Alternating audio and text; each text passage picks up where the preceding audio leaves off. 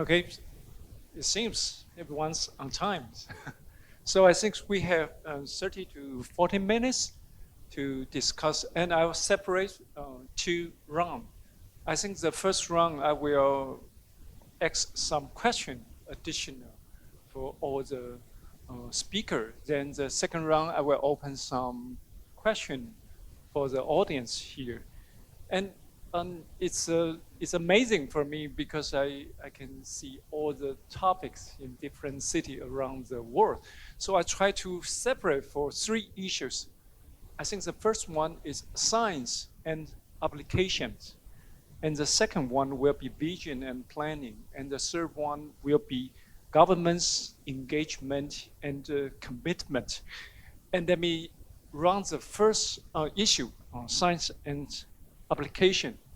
And at first, I saw Deputy Mayor Xie from Yunlin, and you use a lot of drone and weather station to monitoring. And I also see Deputy Mayor in Poland, Jakub Mazur. You have a very nice heat map. I'm also interested about the heat map. And I think it's science behind. And the third issue, I saw O from Canada. You focus on solid waste and also district energy. I think you have a lot of science data to support this. So at first, I will ask three of you to share additional more about how the science, because as I know, for example, in Inland City, it's agriculture based and lot of Asian society, how to bring this science to them, how to communicate for them. I'm very interested about. So how about to share with us, Xie, 副市长.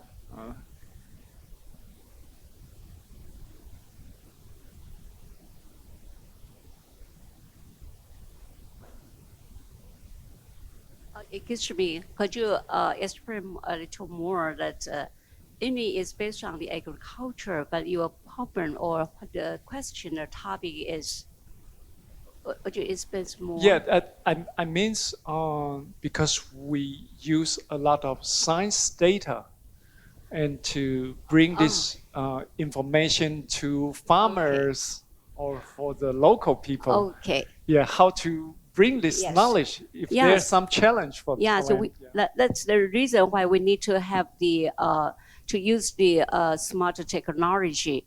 For example, for the farmers, they are used to operate by himself, but right now we can have the sensor. For example, we install the IoT for the sensoring, or we need to have the irrigation just by the system. So all the feeding for the fish, yeah. So everything will be more, we call this save labor or save the time or save the budget. Everything will be, as you know, in Taiwan, we always have a saying, especially for the farmer, we depend on the weather, depends on the God, but right now we depend on data. So all the data will be collected by the machine or by the technology. Yeah, it's very, very important and smarter. For the farmers, they become smarter. They can use the right data to make the right decision at the right time. So I think this is typical for the easy. In my presentation, there is an example, easy aquaculture. Yeah. Actually, he is a young man, and his father is a fisherman. And he is working so hard, even sometimes will fall into the water, you know. And for some fishermen, and then got the accident, and then there's some accident, or they will be falling into the water, the ponds. So no matter in the agricultural, livestock, or the fishermen, we over install the so-called system. Sometimes we need to have the IoT device. As you know, in Taiwan, there's a very, very popular in IoT field. So according to my own experience, I think it's the basic for farmer, for the farming. We use the basic of IoT industry into. If there was more experts or scholars, they pay more attention to this field, to use IoT related equipment. And I think the agriculture in Taiwan will be upgraded faster. Yeah, this is the best sharing. Yeah, thank you very much. And I make some advertisement. We have a lot of very good IoT sensor made in Taiwan. So just take a look. And we also combine with machine learning or AI, so it can, as mentioned for Deputy Mayor Xie, and it can increasing the production for agriculture and it's more resilient to the climate change. And the second one, I will ask our friends Jacob Mazur to talk about the heat maps, because in Taiwan, we also produce this kind of heat maps to the city. I always intention to scare the mayor to see the hot map, because they were aware of that. And how you deal with this kind of heat map?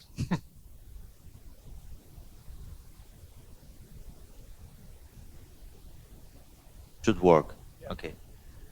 Yeah, definitely we are in different climate zone, so we cannot compare with Taipei. But yes, it's happening more often that we wish to have those hot waves, and especially during the summer, it is about our issue with inhabitants, especially elderly, so we are trying to deal. But getting back also to the data, as you said, we collect too much data in a city. From that perspective, you can imagine from over 2,000 of cameras that just owned by ourselves. Then you have like thousands of public vehicles with public transport. So all of them, just them, every day it's terabytes of data. And because of legal limitation, we cannot use all of them to measure and then to plan to use it. Of course, we try to commercialize a part of it with PPP, with public sector to make it happen.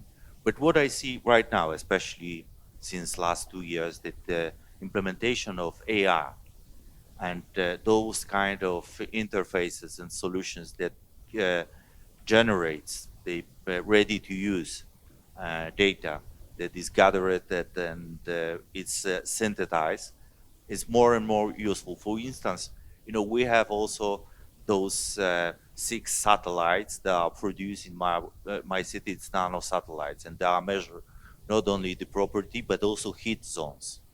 So it is very useful, especially when we calculate the solar power potential for our city, for our roofs. And we encourage with taxation, with the tax system, owners of those property to invest in that. And it's working because we have more and more every year of these renewables energy power plants that are in prosument way existing in our city. But it is also the data that we collect is very useful during the crisis. A year and a half ago, we had a flood that normally should cover like 30 or 40% of the city, so it would be counted with billions. But because we measure a lot of things in like 200 or 300 kilometers down the river and the flooding system, so we are ready. We've been ready back then. And it is about data, but it is about how you use it. What tools do you have? And how can you predict? Because thanks to AI tools, we have also those scenarios with prediction. And we are ready, especially for those heat waves or flooding or heavy rains or those unpredictable climate events, we are ready to and prepared. Yeah, thanks. So it seems the data of climate is highly related to the energy. So I asked Parliament member Mr. O, because I noticed that you have a lot of information for district energy. So in Canada, did you also have some challenge for energy in this climate change issue, or how you deal with this kind of science data in Canada? Yeah, please. Yes, in response to your question, I would say that in Richmond, our programs and projects are data-driven. And by that, I mean three things. Number one is what science tells us. And as I mentioned in the beginning, we are aware of the impact of climate change right from the beginning, because science tells us that this is going to happen. And Richmond, because of this particular geographical situation, the danger is real. So we rely on scientific research to supply us with the basic data. So science is the key. And then the second thing is that consultation. So again, we cannot just rely on one set of information. So by consultation, we are collecting different types of information. Sometimes, even from another set of information, which might not be agreeable with what we have in the beginning. So it's through this kind of debates, discussion, consultations, then we come to better conclusions, and also we can be more focused on what we can do and what we cannot do.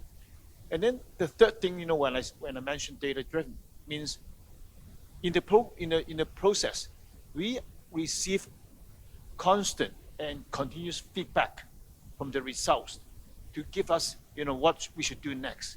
So sometimes, we may have a certain goal, or we might have certain expectations, but the outcome might not fit what we really expected. So we use that kind of information as some new data for us to amend or change or refocus our programs. So we are data-driven because of science, feedback, and also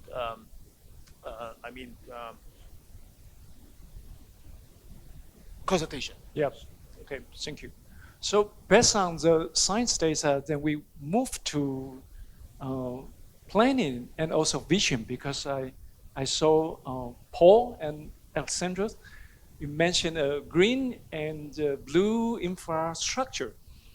It seems that there should be a vision for the city, because the planning and design is highly related to climate and energy in the future. So maybe Alexandra, you can share more about this, because I saw a lot of very beautiful planning for the city. Yes, please. Thank you. Thank you very much for this question. We can see that in many cities, turning back again to waterfronts is extremely important. We can easily see that water gives us cooling, and this is something really, really, really important. Therefore, for example, we as a city of Gdansk cooperated with different cities from European countries, like from Belgium or the Netherlands, and so on, to see how we can do it to use their experience to turn back the city again and use the waterfronts. We are situated not only at the Baltic Sea, but also at the rivers. We have channels which were built even some in medieval ages, and for many, many years, even during communistic times, they were not used as a space for living. Therefore, connection, this blue infrastructure, water, with green infrastructure is something that help us to create spaces for not only spending free time, but also spaces where people really can live.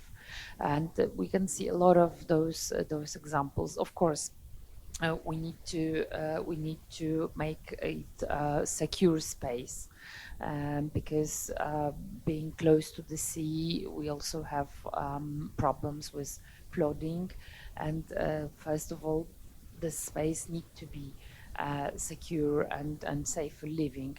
But nowadays, bringing into the life our green policy is one of the priorities, and we deeply believe that this really can bring more not only resilient but city where people really would like to spend time in. Thank you. Okay, thank you. And for Paul, your presentation is very delicious. You start with the vision for donuts and also some very exciting vision. And is there any challenge when you bring this kind of concept to the maybe people or the practice or all the citizens? What your experience when to transfer this kind of delicious knowledge to the people? Yeah, please share more about that. Yeah. Well, I think people understand the concept of integration between social well-being and the environment. Not everybody gets it. Some people really don't like the donut economic model. They also, they would have a fit right now about having the Global Covenant of Mayors speaking at this event and World Economic Forum and think that I'm involved in some kind of conspiracy. But aside from that, the majority of the public really understands these kind of concepts. And when they see them implemented as well, you talk about the blue-green, what we're doing is there's provincial regulations on how far you have a setback from a stream. The city has increased that setback. So we want to protect our streams. We want to protect green spaces and green corridors. We're seeing climate change firsthand in Nanaimo. So right now, we're basically talking to my wife. They got 4 days of rain, 150 millimeters of rain in 4 days. That's very unusual for Nanaimo right now. And so we have to work on stormwater management, slowing water down. We're seeing longer drought periods in the summertime, so we're working on plans like fire preparedness, but also making sure that people don't leave fire materials around, like fire smarting their properties, to make sure that we don't have the material there to burn. We are a community that's surrounded by forests, and other communities in British Columbia have burned. They have, because of climate change, we're seeing extreme heat, extreme drought, and all it takes is a few sparks and fires are sweeping through communities. And so we have to, that's part of our resilience plan is to prepare for those kind of things. But as we're doing it, we're making our community more livable and more enjoyable to be in. We're working on strategies to ensure that as that blue infrastructure and green infrastructure together provide like nice walkable, cyclable areas that people want to be in, and they're close to neighborhoods so that everybody has access to kind of green space. And that's part of that 15-minute city, which is another thing that people go ballistic over. So we just call them walkable communities in Nanaimo now. But yeah, it's part of that integration, and I think most of the population really appreciates the fact that we are thinking about a more holistic community. And yeah, we play on the donut and the Nanaimo bar, the sweet spot, where we want to be and where we're looking to in the future to make our communities more livable for our children and grandchildren. Yeah, thank you very much. Very nice experience. And the last issue, I will focus on the government's engagement and commitment. For Utila, you mentioned 15 minutes in the city. I think that needs a lot of discuss with the citizen. For example, in Taiwan, sometimes the arcade is occupied by some people, and you need to change the pedestrian, and maybe some people they live there, and it will change a little bit for them. And I also noticed that for Brooke from States, you have a lot of connection with the neighborhood. You have a lot of committee for them. So I think communication is quite important. So I will at first ask two of you to share. And then I will also invite Xie Shuya, Fu Xianzang, again, because you mentioned the agriculture university in Yunlin. So later, please share a little bit more about that. So Yutila, would you please share with us for the 15 minutes and how to discuss with all the citizens? Any challenge during the discussion? Yes, please. Okay, thank you for that question. It's as good as it is hard to answer. But to be honest, for cities like Rzeszów, it's not that hard to do. If you know a bit about building cities like Rzeszów, which are almost 700 years old, so each city like that starts in the middle and then grow around. Okay?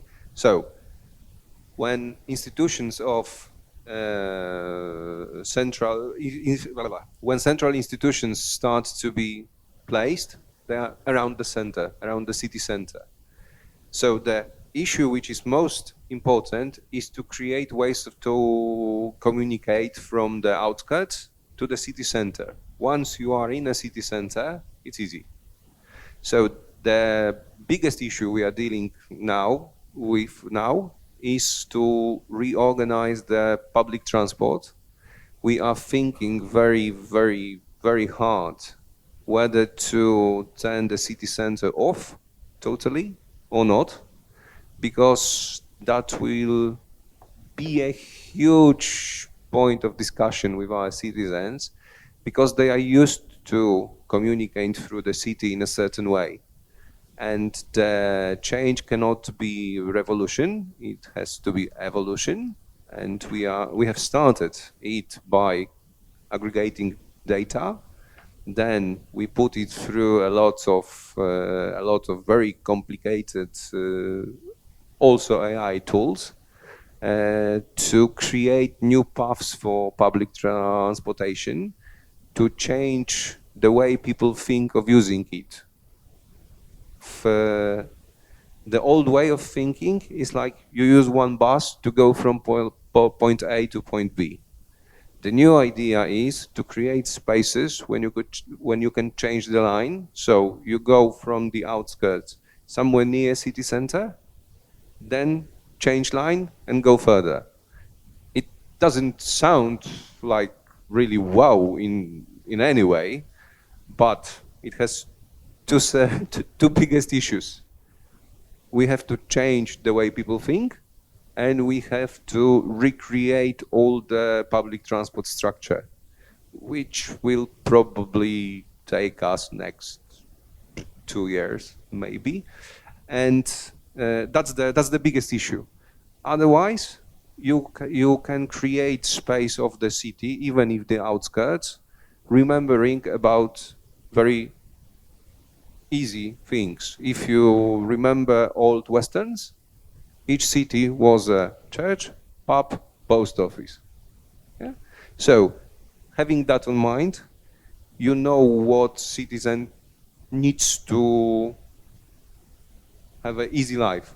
So, when you create a new space in a city, just remember to put those necessities in there. And if it's everyday usage, that's enough. So I think that in a scale of Rzeszów, like 200,000 people, not very huge city, in a scale of Rzeszów, the idea of 15 minutes city is really simple, to be honest. Thank you. Yeah, thank you very much. And for Scott, because it seems you always talk with the neighborhood and a lot of commitment and engagement. And could you please share this experience for us? Sure. So I first got elected as a city commissioner in Coral Springs in 2002. And at that time, our city had 6 priorities. We happen to be a master planned community. Again, the city was born in 1963. So each of those priorities actually had its own committee. And one of the priorities at the time was customer-involved government. But that did not have a committee.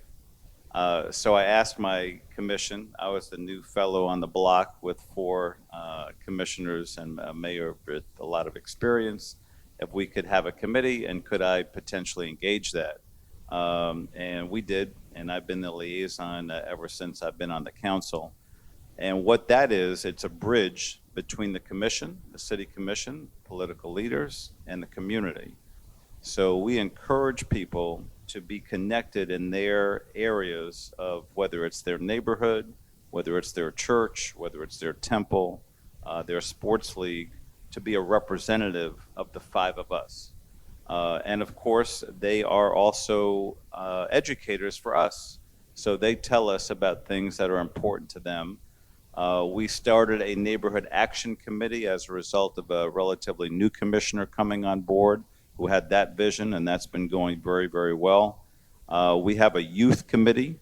We also have a teen political forum.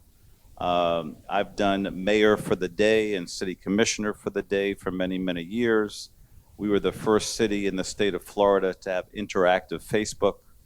Now we have interactive social media, including Instagram.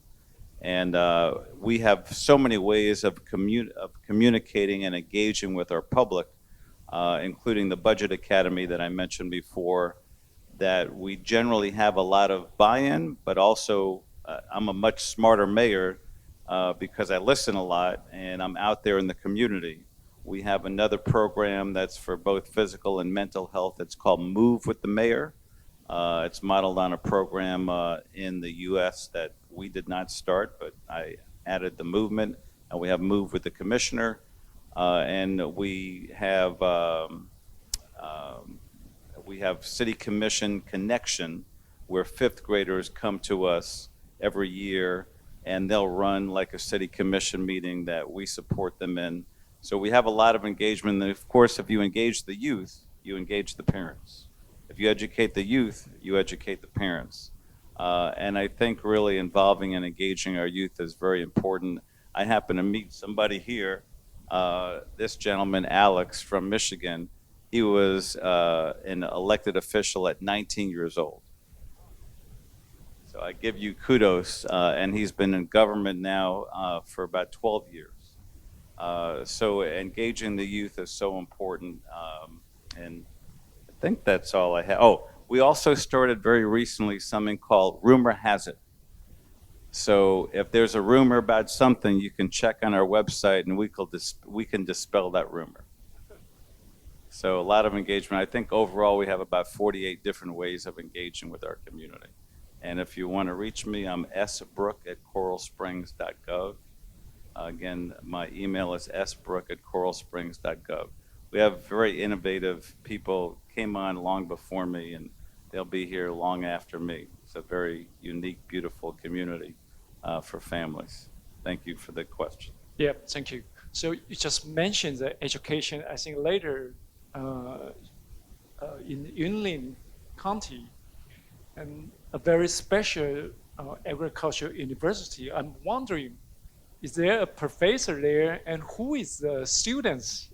What they will learn in this kind of agriculture university? And then later I will ask Alex from North Miami to share about the leadership, yes, in the climate change issue. Yes, please. 谢县长. Okay, thanks very much for Professor Lin. As you know, Yunnan is the Taiwan's one of Taiwan's major agricultural county, and almost half of the population engaging in the farming, agricultural or agricultural related a job. But now the most challenge we face is as the first one is aging population, and the second one is the growing impact for the climate weather.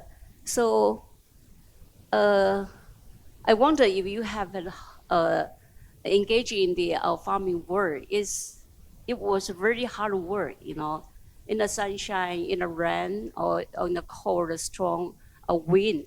So how to keep our the safety, food security, because we are the major food supply in Taiwan.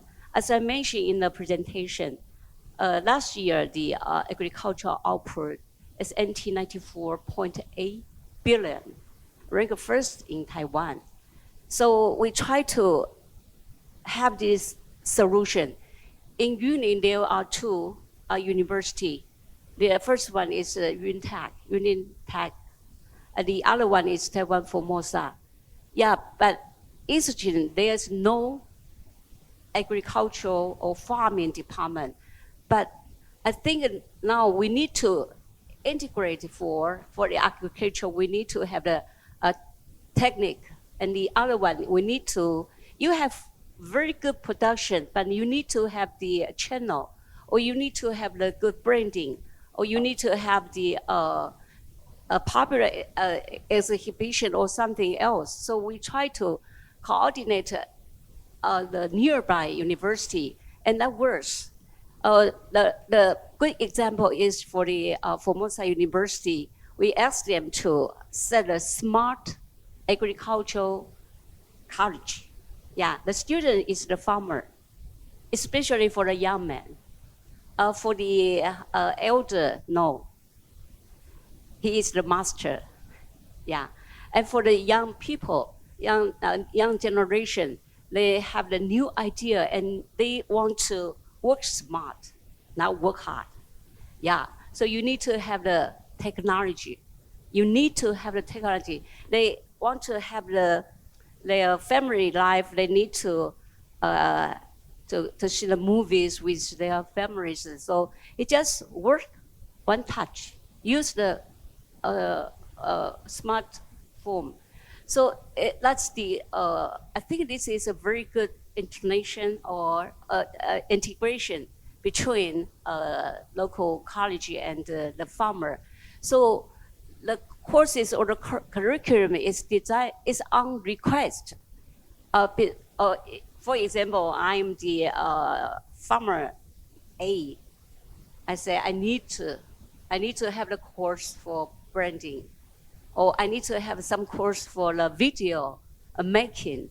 Yeah, so for right now, everyone is the studio or the media. So everything, what they think, and we try to meet their requirement.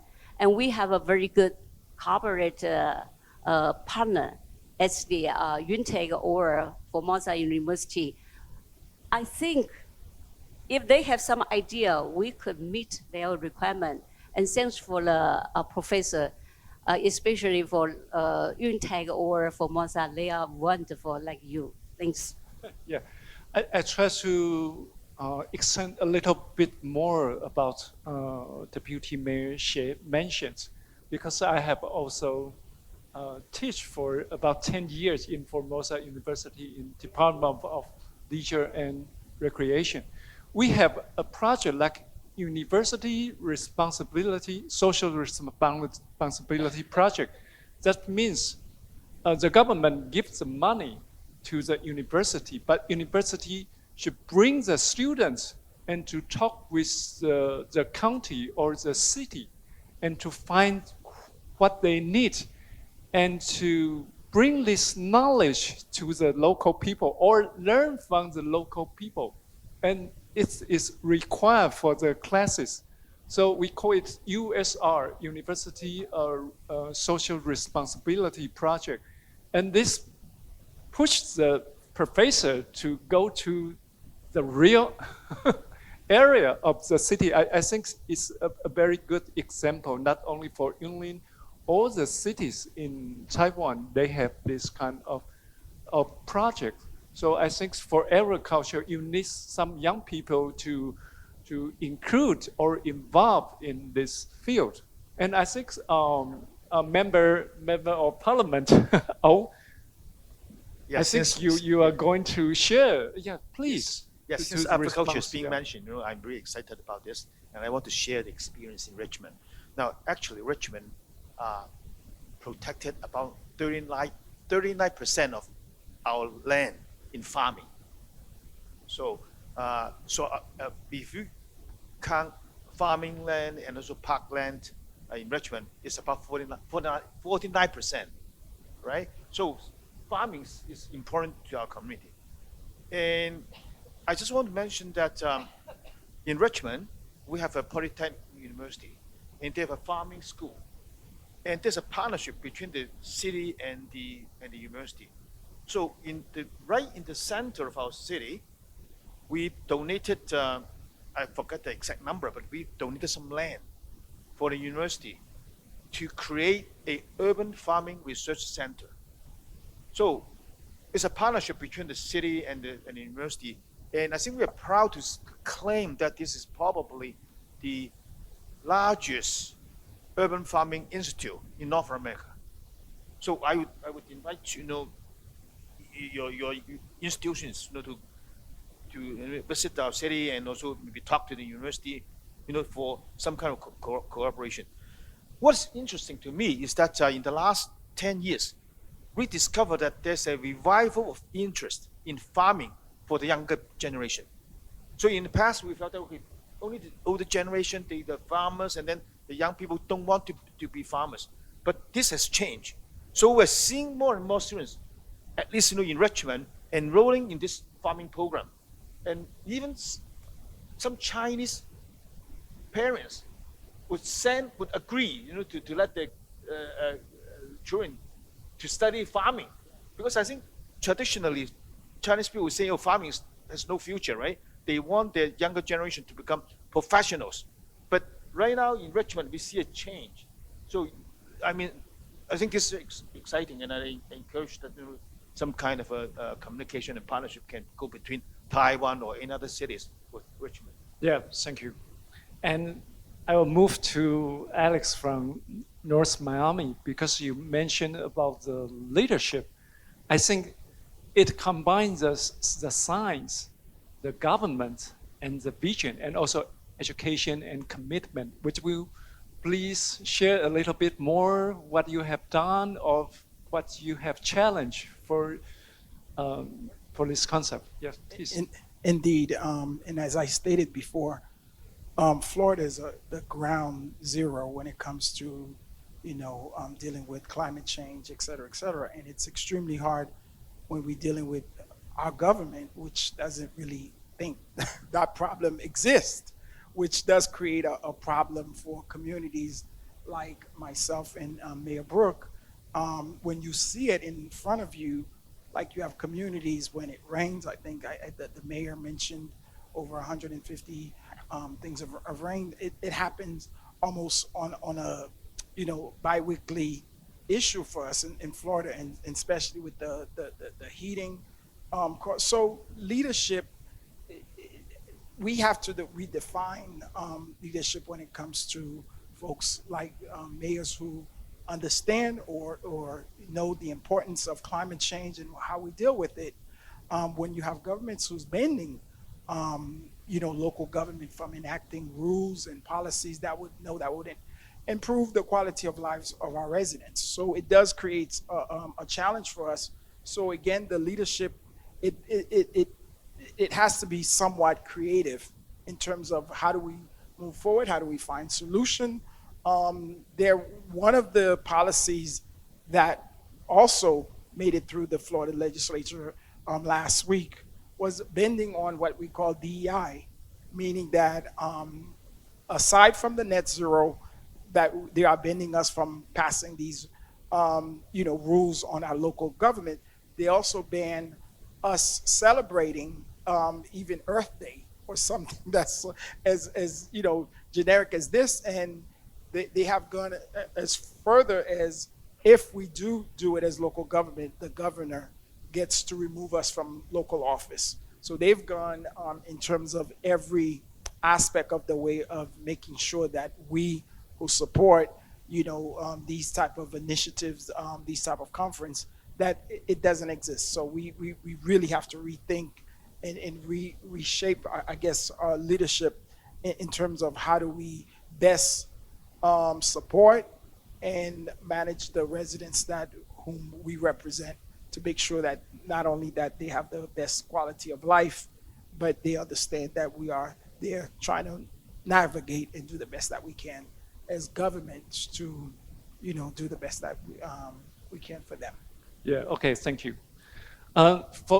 We will go to the second round, because I noticed our honored speaker, Georgia, there. And Georgia is very experienced to help all the cities and how to have the concept or resilient city, climate change, and the energy issue. Would you please share your experience or discuss with this mayor in the cities? Yes, please. Well, thank you very much. I hope people are not tired of listening to me talk, and I'm not creating too much trouble for you, being from the Global Covenant of Mayors. No, this was a very exciting and interesting conversation. And for me, what is particularly interesting is how you can't separate transition to specific technologies from the services that you need to provide to your citizens, but most of all, to the strategy that you have in terms of making your city also more resilient and using nature and your ecosystem as a way to boost your transitions. I'm a bit more familiar, of course, with a few of the cities from Europe. We work with Miami-Dade County quite a bit as well, so exciting to meet you here. And I think the narrative right now of understanding the impacts of climate change has become a very difficult narrative to uphold in an international setting, but also sometimes at the local level. This is clearer in certain countries more than others, but still, I think across the board, disinformation, misinformation, it's really sprouting.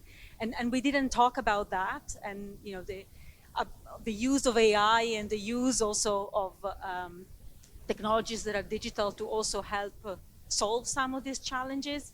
I think that will be one of the interesting but also very difficult themes that local governments will have to engage with more and more. So Rumor Has It is an interesting initiative. I think it sounds really good, but somehow we can't decouple information, misinformation, and the access to science to some of the transitions that we are doing here. And it's about talking to the citizens, but it's also about being able to respond with concrete answers. It's not anymore about the polar bears, right? In the North Pole. I mean, I love the polar bears. They are fantastic.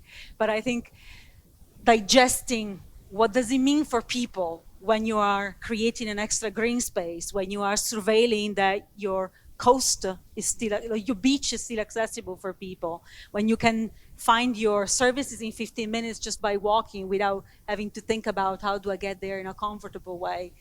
All of these different things need to come together, and information and engagement of citizens is definitely key. Hopefully, digital solution can also help us in that direction. Yeah, thank you very much. So it seems always connected to the people and their life. So I'll open for maybe one or two questions if the audience here have any comment or any question about that. Seems not the case, but for the speaker, do you want to share a little more about that? Yeah, please. Yeah, yeah, please. I was interesting, Mayor of Gdansk, in learning a little bit more about your green roofs and rain gardens. Yeah, that's good. Yes, green roof. Thank you very much for this question. It's quite simple, actually. We are building, first we start, of course, close to the public infrastructure and financed by public, close to schools, city hall, our expo, which is not that big as this one here in Taipei, to build the infrastructure where you can keep the water, right? To make very simple hole to plant. There are special plants that keep the water, but then step by step we prepared a program, educational program for all interested inhabitants, to help them to organize that sort of garden close to their houses.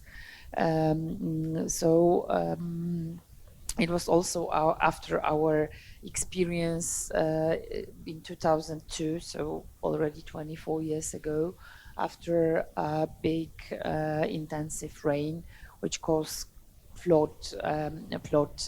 very difficult consequences in infrastructure and so on in our city. So with those, you can say, small steps, we really created big number of not 30 meters of keeping the water and rain for those days when we don't have rain. So this is one of the programs. And green roofs, this is something quite actually, I think, popular in Polish cities. We also put it as one of the obligatory things to be done in spatial plans. That in the newly built buildings, investors need to create green roof, also to keep water there. One of the reasons to build it, but also to make the building more resilient for heat and so on and so on. Yeah, Thank you you very much. Thank you. And I want to talk a little bit more about the green roof, because there's a debate in Taiwan, green roof or the solar panel on the roof.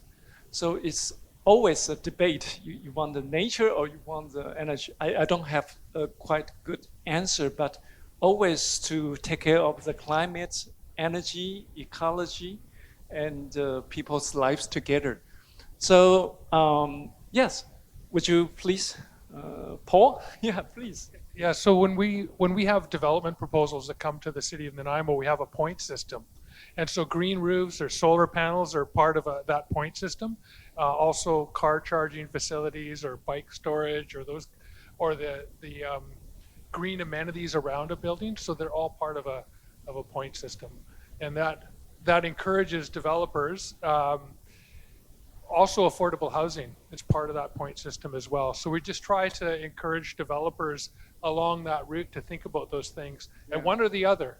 They're both good, green roofs or solar panels. Yeah, that's right. It's kind of not a trade-off. It's a co-benefit, maybe green and also energy together. Yeah. Yes. Today we are happy all of you to join this. Yeah. Oh, yeah. Of course. Yes, please.